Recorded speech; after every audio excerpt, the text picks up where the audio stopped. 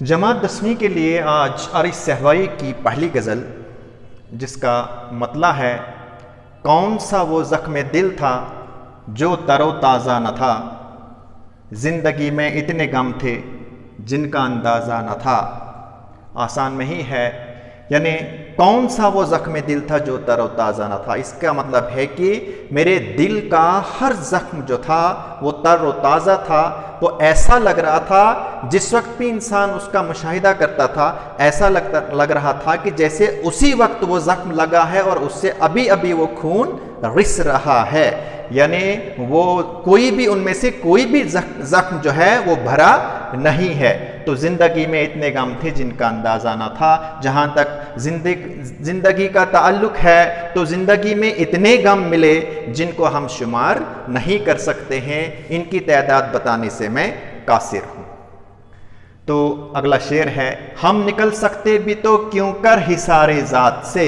हिसार चार दीवारी होती है, तो यहाँ पे शायर कहता है कि मैं अपनी ज़ात के हिसार से क्यों कर निकल सकता था, क्योंकि सिर्फ दीवारें ही दीवारें थी, दरवाज़ा न था। क्योंकि मेरी चार दीवारी में सिर्फ दीवारें ही दीवारें थी। उन चार दीवारी में जो चार दीवारी लगी थी उनमें कोई दरवाज़ा नहीं था, यानी मुझे कोई रास्ता नहीं था। चारों तरफ रुकावटें ही रुकावटें थी, मुझे निकलने के लिए कोई रास्ता नहीं था। मैं भी तरक्की के लिए अपने कदम आगे बढ़ाता, लेकिन कहाँ से निकलता, मुझे चारों तरफ रुकावटें ही रुकावटें थी।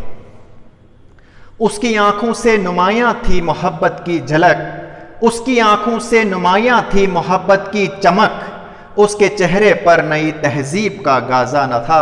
अब अपने महबूब की तारीफ करते हुए कहते हैं कि उसकी आंखों से सच्ची मोहब्बत की झलक नज़र आ रही थी। यानी मेरे महबूब की आंखों में हकीकी मोहब्बत की चमक लग रही थी। उसमें किसी किस्म की कोई बनावट नहीं थी।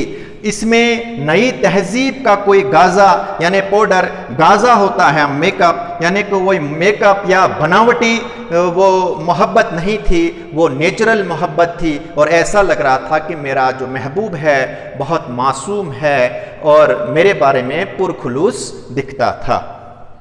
अर्श उनकी झील सी आंखों का इसमें क्या कसूर। तो अर्श कहता है, अगर ये भी महबूब के लिए कहेगा तो वहाँ भी आ सकता है, क्योंकि वो कहता है कि अगर किसी की आंखें झील की जैसी गहरी आंखें हैं, झील लेक को कहते हैं, उसका कलर भी नीला हो जाता है और झील गहरी भी होती है, तो किसी की आंखें अगर इस तरह की हैं तो आरिफ सहवाई कहता है डूबने वालों को गहराई का अंदाज़ा न था। अगर किसी की आंखें झील की जैसी गहरी हैं तो वो डूबने वाले का कसूर है कि उसने उन झील की जैसी आंखों की गहराई नहीं देखी, गहराई जांचने से पहले ही उनमें डूबने की कोशिश की। तो अगर वो उसमें डूब के फना हो गया तो ये उसका कसूर नहीं है जिसकी वो आंखें हैं। शुक्रिया।